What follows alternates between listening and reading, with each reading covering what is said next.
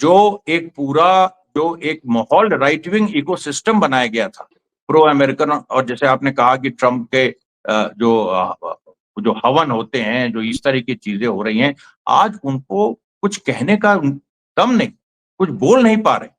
और नरेंद्र मोदी भी पार्लियामेंट में जिस तरीके से वो पीछे हट गए और पार्लियामेंट में उनकी जो दुर्गति हुई, वही स्थिति अब और डबल होने जा रही है। अब क्या है कि कुछ राइट विंग यूट्यूबर्स वीडियो बना के ये बोलना शुरू करेंगे कि ट्रंप ने जो किया बहुत गलत किया और ये और वो। और अरे भाई, सवाल ये है कि ट्रंप ने गलत किया तो तुमने उसका विरोध क्या किया? उससे ज्यादा विरोध तो विपक्ष कर रहा है। हो गई ऑपरेशन महादेव, आपको चलाना पड़ा। तो सवाल यहाँ पर यह है कि अब आप देखिए, भारत भारत की ये मोदी का फेलियर, जो ट्रंप इतना इतना आगे बढ़ गया है। तुम क्या कर रहे थे?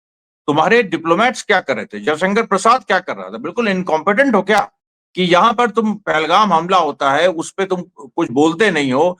उसके कई दिनों बाद ऑपरेशन सिंदूर होता है, उसमें ट्रंप के कहने पे सरेंडर करते हो, भारत से झूठ बोलते हो। राफेल जेट गिरे, उसके बारे में सेना ने कहा, उसके बारे में तुम चुप हो। तुम्हारे अपने अचीवमेंट, अच्छा ये तुमने कहा कि मतलब पार्लियामेंट में राजनाथ सिंह ने कहा कि आप ये क्यों पूछ रहे हैं कितने गिरे, ये पूछे कितने गिराए। अच्छा, कितने गिराए ये भी तो नहीं बता पा रहे हैं। बोलते हिंदुस्तान पे तमाम दर्शकों का स्वागत है। डोनाल्ड ट्रंप अमेरिका के राष्ट्रपति बने, पहली बार जब बने उसके बाद भारत के साथ दोस्ती बहुत आगे तक बढ़ी। मीडिया ने दिखाया, बताया कि कैसे भारत के प्रधानमंत्री नरेंद्र मोदी और डोनाल्ड ट्रंप की दोस्ती मजबूत होती जा रही। और उसको लेकर हमने ये भी देखा कि किस तरह से डोनाल्ड ट्रंप के लिए प्रधानमंत्री मोदी ने प्रचार किया। अमेरिका में प्रोग्राम हुआ तो वहां जाकर उनके लिए एक तरह से वोट की अपील कर दी। जब भारत आए डोनाल्ड ट्रंप तो फिर यहाँ पर भी माहौल एक अलग रंग में रंगा हुआ था। ये कहा गया बहुत मजबूत दोस्ती है, लेकिन अब जैसे ही दूसरा कार्यकाल डोनाल्ड ट्रंप के पास आया, डोनाल्ड ट्रंप बदले बदले से नजर आ रहा है। हालांकि देश में, भारत पे बहुत हवन भजन बहुत कुछ हुआ डोनाल्ड ट्रंप के लिए। लगा कि डोनाल्ड ट्रंप आ जाएंगे तो न जाने क्या कुछ मिल जाएगा। उल्टा हुआ यह कि डोनाल्ड ट्रंप ने टैरिफ लगा दिया। टैरिफ लगाया सो लगाया, जुर्माना भी लगा दिया। ये स्थिति क्या है और किस तरह से डोनाल्ड ट्रंप आगे बढ़ रहे हैं और ये स्थिति कहां तक पहुंच सकती है, तमाम चीजों पर चर्चा करेंगे। हमारे साथ अमरीश मिश्रा जी हैं, उनके साथ चर्चा करेंगे। अमरीश जी, स्वागत है आपका। धन्यवाद धन्यवाद। अमरीश जी, डोनाल्ड ट्रंप का ये दूसरा कार्यकाल किस तरह से देखें इसे भारत के लिहाज से, क्योंकि वो कहते जो हैं उसका जस्ट उलट ही होता है। दोस्ती के गुणगान करते हैं, दूसरी तरफ टैरिफ लगाते हैं। दोस्ती के गुणगान करते हैं, अपना अच्छा दोस्त बताते हैं प्रधानमंत्री मोदी को, जुर्माना लगा देते हैं। भारत के नागरिकों को हथकड़ी लगाकर डिपोर्ट कर देते हैं। और फिर स्थिति ये कहा जाता है अमेरिका की तरफ से कि आप उस देश के साथ व्यापार कर रहे हो तो हम ये जुर्माना लगा देंगे, उसके साथ आपने ऐसा कर दिया तो हम आपको जुर्माना लगा देंगे। क्या नजर आ रहा है आपको, यहां से स्थिति कहां जाती दिख रही है और अब ट्रंप का अगला कदम आपको क्या लग रहा है, क्या हो सकता है? देखिए, ये बात शाकिर साहब, पहले से ही मैं कह रहा था कि भारत को चुनना पड़ेगा। भारत को अमेरिका इजराइल के साथ रहना है या रशिया चाइना ईरान के साथ रहना है। ये आपके ही चैनल पे कई बार बहस हो चुकी है इस पे, और मैंने ये लाइन रखी थी कि भारत को रशिया ईरान चाइना के साथ रहना होगा। आज ये घटनाएं बताती हैं कि मैं सही था, क्योंकि आप देखिए क्या हुआ है। ट्रंप ने जो 10 मई को जो सीज फायर की घोषणा एक तरफा की, और उसके बाद भारत और पाकिस्तान दोनों ही एक तरह से झुके। नरेंद्र मोदी ने अभी पार्लियामेंट में कहा कि किसी भी देश का की कोई दखल नहीं था। अच्छा ठीक है, उन्होंने अपना बिना नाम लिए ये सारी बातें कह दी। आज क्या हुआ? आज ये खबर आती है कि 25% तारिफ इंडिया पे लगा दिया गया है। उसके साथ रशिया से अगर तेल खरीदा तो उसके ऊपर पेनल्टी, वो अनस्पेसिफाइड है कि अभी स्पेसिफाई नहीं किया। इसका क्या मतलब? अब आप सोचिए कि रशिया से जो इंडिया तेल खरीदता है वो $70-80 प्रति बैरल होता है। अगर इंडिया ने रशिया से तेल नहीं खरीदा, सऊदी अरेबिया से खरीदा, तो उसकी कीमत आप जानते हैं $500 प्रति बैरल से लेके उसके ऊपर कुछ भी हो सकता है, $1000 भी जा सकता है। मतलब यहां पर 500 लीटर तेल हो जाएगा, आम आदमी की कमर टूट जाएगी। हमारी आपके आम आदमी छोड़िए, एक जो यहाँ का सबरान तबका है उसकी भी कमर टूट जाएगी। कोई सवाल ही नहीं है। और यहां पर ट्रंप ने ये जानते हुए पेनल्टी लगा दी।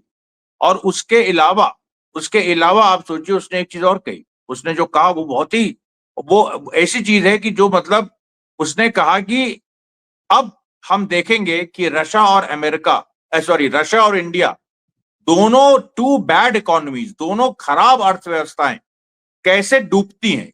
How how Russia and India take their dead economies down together. यानी जो डेड इकोनॉमी, मरी हुई दो अर्थव्यवस्था, सोचिए मरी हुई अर्थव्यवस्था, और यहां मोदी क्या कह रहे हैं कि हम चौथी पांचवी, हमको विश्व में बड़ा सम्मान मिल रहा है। अमेरिका का राष्ट्रपति कह रहा है तुम्हारी अर्थव्यवस्था मरी हुई है, you are a dead economy, और कह रहा है रशिया के साथ, रशिया की भी इकोनॉमी डेड इकोनॉमी है और उसके साथ तुम दोनों डूबोगे।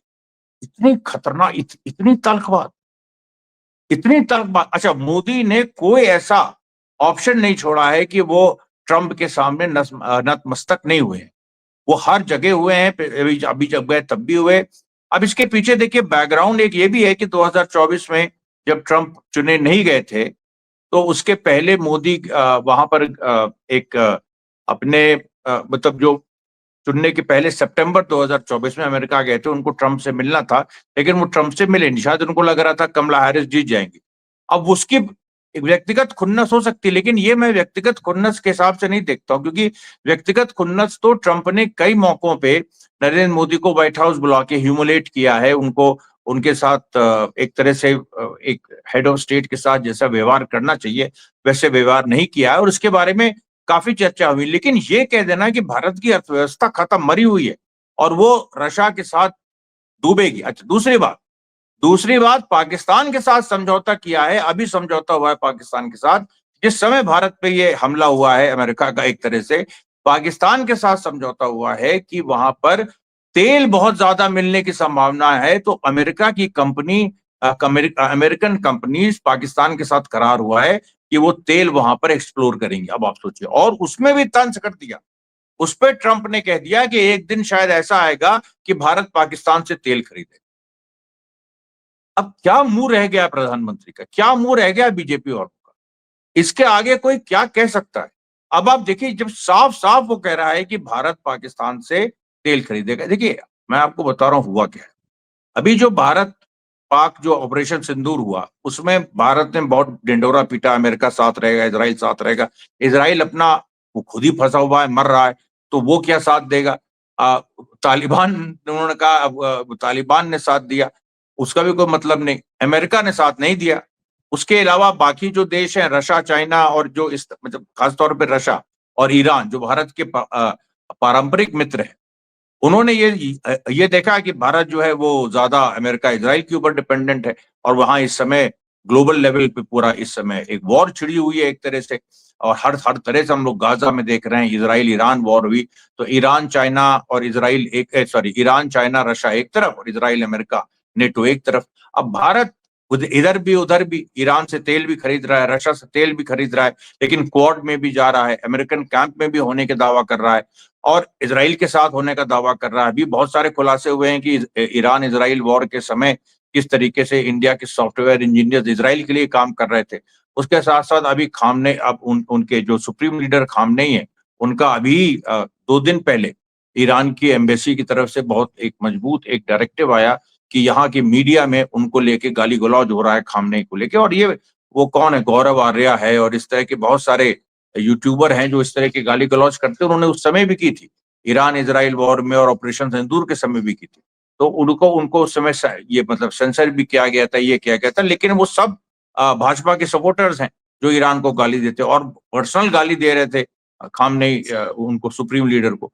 ये सारी चीजें देखिए आप, ये दिखाती हैं कि भारत अभी भी ये मतलब एक दिन पहले तक ये आस लगाए बैठा था कि बहुत बड़ा कंसेशन अमेरिका देगा भारत को टैरिफ्स में। निर्मला सीतारमन ने ये कहा था, आज से करीब 2-3 हफ्ते पहले की बात है, उनका एक बयान था कि what we need is a big big beautiful trade pact, a tariff pact with USA. ये एक बड़ा और खूबसूरत एक ट्रेड पैक्ट अमेरिका के साथ हमारी उम्मीद है हो जाएगा। और उनको मतलब इसका मतलब है कि वो लोग 100% इस पे कन्विंस थे। ये एक और पटखनी मिल गई। अब आप देखिए, एक के बाद एक फेलियर आप देखिए ऑपरेशन से, बल्कि पहलगाम अटैक से, पहलगाम अटैक में आपने जो लोग, जो आपने कहा कि जो जिन लोगों ने किया वो पकड़े नहीं जा रहे थे, अभी पार्लियामेंट चल रहा था, तो ये हुआ कि हमने ऑपरेशन महादेव करके मार दिया। उसको भी लेके संदेह, उसको भी लेके कोई कैटेगोरिकल स्टेटमेंट नहीं है कि हमने उन्हीं को मारा है कि जिन्होंने पहलगाम अटैक किया। कहाँ है कैटेगोरिकल स्टेटमेंट? एक संदेह है कि इस तरीके से, उसको इस तरह से भी देखा जा सकता है कि अगर वो पहलगाम के परपेट्रेटर्स नहीं थे तो ऑपरेशन सिंदूर के बाद तो आपने कहा था हमने वहां का आतंकवादी ढांचा ध्वस्त कर दिया, तो फिर ये घटना कैसे हो गई? ऑपरेशन महादेव आपको चलाना पड़ा। तो सवाल यहां पर यह है कि अब आप देखिए भारत की ये मोदी का फेलियर, जो ट्रंप इतना इतना आगे बढ़ गया है, तुम क्या कर रहे थे?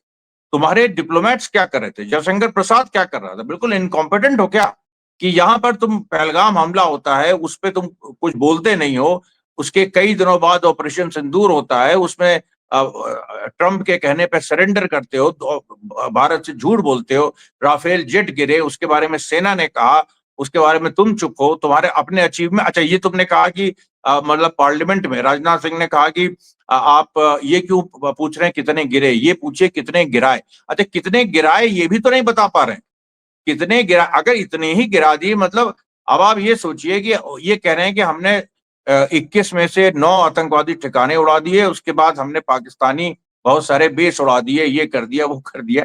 सवाल यहां पर यह है कि ये जो पूरी बात है कि कितने गिराए, अगर इतने गिराने से पाकिस्तान की सेहत पे कुछ असर पड़ता तो बताओ। पाकिस्तान जाके वो आसिम मुनीर जो है जाके वहां लंच करते हैं ट्रंप के साथ, मोदी ऑब्जेक्ट नहीं करते। उसके बाद हर तरीके की चीज पाकिस्तान को लगातार अमेरिका फेवर कर रहा हूं। मैं उसकी वजह भी बता दूं, पाकिस्तान ऐसा लग रहा है कि इट प्लेड स्मार्टली, क्योंकि उसने चाइना का साथ दिया और चाइना ने पूरी उसकी मदद की। फिर अमेरिका को उसने दिखाया कि देखो तुमने हमको छोड़ दिया और हम चाइना की मदद से हमने ये सब कर दिया। अमेरिका को झुकना पड़ा, अमेरिका को पाकिस्तान को बुलाना पड़ा। अब इस समय दोनों हाथ, पाकिस्तान के दोनों हाथ में लड्डू है, क्योंकि ट्रंप को, अमेरिका को खतरा चीन से है और वो देख रहे हैं कि चीन और पाकिस्तान जो है बहुत ज्यादा करीब नहीं आने चाहिए और आ रहे हैं। तो अब उसमें ट्रंप को ये लग रहा है कि नहीं, पाकिस्तान को के साथ कंसेशन करो। दूसरी बात, आपको याद होगा ट्रंप ने क्या कहा था जब सीज फायर हुआ था? उसने कहा था कि हमने उनको दोनों, इंडिया पाकिस्तान को कहा कि हम तुम्हारे साथ ट्रेड करेंगे, तुम ट्रेड पे ध्यान दो, तुम पैसा कमाने पे, व्यापार पे ध्यान दो, लड़ाई बंद करो। ठीक है, लड़ाई बंद हो गई। अब ट्रेड में फायदा किसको हुआ? पाकिस्तान को।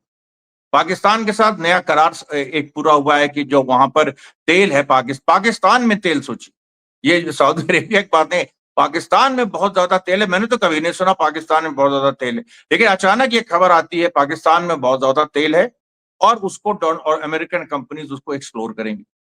अमेरिकन कंपनीज को पूरा दे दिया पाकिस्तान ने कि तुम ही करो। अब पता नहीं अच्छा, अब ये हो सकता है ये किसी बड़ी चीज का और किसी का फ्रंट हो, क्योंकि अमेरिका के वैसे ही बहुत सारी चीजें वहां गुप्त तरीके से हैं पाकिस्तान में, और क्या क्या क्या इसके आड़ में कुछ और हो रहा, कुछ और कर रहे हैं, कुछ क्या कर रहे हैं पता नहीं। लेकिन ट्रेड के मामले में किसको फायदा हुआ? पाकिस्तान को। ट्रेड के मामले में भारत का क्या हुआ? 25% तारिफ, एक्स्ट्रा पेनल्टीज, 1% का फायदा। तो तुमको जो जो डोनाल्ड ट्रंप ने कहा कि ट्रेड की वजह से तुम लोग वो करो, लड़ाई रोको, और भारत ने लड़ाई रोकी, तो उसका क्या हुआ? उसका नतीजा क्या है? यही नतीजा आया कि तुमको थूक के चाटने पे मजबूर कर दिया गया। अभी आज की कितना ह्यूमिलिएशन है ये कि वो कह रहा है ट्रंप की भारत पाकिस्तान से एक दिन तेल खरीदेगा। मतलब ये ये तो तमाचा नहीं, ये तो पता नहीं क्या है। ये तो मोदी के मुंह पे जूता रख दिया ट्रंप, और मोदी इसमें कुछ भी रिएक्ट नहीं करेंगे और फिर वो वैसे ये राग अलापेंगे, क्योंकि वहां बहुत मोटी खाल हो गई है। उसमें कोई डील है अमेरिका से, बड़ी अडानी को लेके हो सकती है, किसी और को लेके हो सकती है, जिसमें ये नहीं बोल सकते, ये अमेरिका के खिलाफ नहीं जाएंगे। उसमें जहां अमेरिका इनको जितना भी बदतर कर दे वो नहीं जाएंगे। लेकिन आप देखिए, ये भी भारत नहीं कर सकता है कि रशिया से तेल खरीदना बंद कर दे। अगर वो किया तो श्रीलंका जैसी हालत पैदा हो जाएगी। 100%। देखिए, यहाँ पर हर चीज तेल के दाम से जुड़ी है। तेल का दाम अगर 500 लीटर हो गया और उसके बाद या चलिए 250 300 जो भी आप, तो उसमें भारत की क्या स्थिति होगी? सड़कों पे क्या होगा? इसेंशियल कमोडिटीज का क्या होगा? ये जो सारे पहलू हैं ये दिखा रहे हैं कि भारत बुरी तरीके से फंसा हुआ है, और उसने उसकी गलतियों से, जो उसने ज्यादा विश्वास किया इजराइल अमेरिका पे, और गाजा की वॉर के समय फिलिस्तीन का ऊपर ऊपर 2 स्टेट सोल्यूशन का समर्थन करते हुए लेकिन कभी भी गाजा में कोई मानवीय सहायता देने की बात नहीं की, कोई इस तरह की चीज नहीं की। इसका अब इसको खामियाजा भुगतना पड़ रहा है। ईरान भी शक की ये नजर से भारत को देख रहा है, रशिया भी देख रहा है, चाइना भी देख रहा है। और भारत की हालत ये हो गई, अगर वो रशिया, चाइना, ईरान के साथ व्यापार नहीं करेगा, चाइना सबसे बड़ा ट्रेडिंग पार्टनर है भारत का, तो अगर वो इन तीनों के साथ व्यापार नहीं करेगा, और जो ट्रंप की शर्त है, क्योंकि आज उसने रशिया का नाम लिया है, कल को वो ईरान और चाइना का भी नाम ले सकता है। तो अगर भारत नहीं ट्रेड करेगा तो भारत की क्या मतलब, खत्म हो जाएगा देश।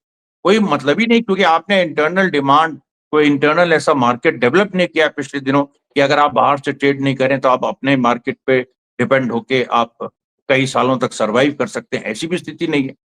तो ये हर हालत से देखिए बहुत ही गंभीर एक स्थिति है। ये नरेंद्र मोदी का पूरी तरह से फेलियर है। और एक चीज आपको और बताते हैं, इसके पीछे जो जो एक माहौल, राइट विंग इकोसिस्टम बनाया गया था, प्रो अमेरिकन, और जैसे आपने कहा कि ट्रंप के जो हवन होते हैं, जो इस तरह की चीजें हो रही हैं, आज उनको कुछ कहने का दम नहीं, कुछ बोल नहीं पा रहे।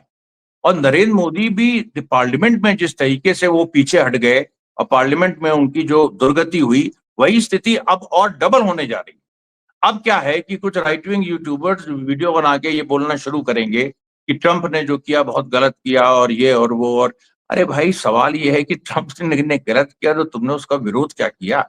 उससे ज्यादा विरोध तो विपक्ष कर रहा है। ट्रंप का विरोध इस समय विपक्ष कर रहा है, सरकार कहाँ कर रही है? सरकार तो झुकती चली जा रही। तो ये बहुत ही चिंताजनक है, ये एक रेड लाइन क्रॉस हो गई है। ये ऐसी स्थिति है कि इसमें भारत को अमेरिका के खिलाफ बड़ा कदम उठाना चाहिए, बड़ा कदम। ऐसा अगर उसने नहीं किया तो आप सोच लीजिए, जैसे चाइना ने उठाया। चाइना ने कहा कि तारिफ जो वॉर है ये किसी को बेनिफिट नहीं करेगी, और अगर अमेरिका की इच्छा है कि वो डूबे तो वो हम पे टैरिफ लगाए, हम भी लगाएंगे, और देखते हैं कौन जीतता है। ये जो पूरी सिचुएशन, क्या इस तरह का बयान इंडिया देगी? क्या रेसिप्रोकल टैरिफ इंडिया लगाएगी अमेरिकन गुड्स पे? अगस्त डेडलाइन थी, आज आज 31 जुलाई है, अगस्त आ गया। अब अगस्त में उसने तो जो ट्रेड पैक्ट होने की बात थी उसका क्या हुआ?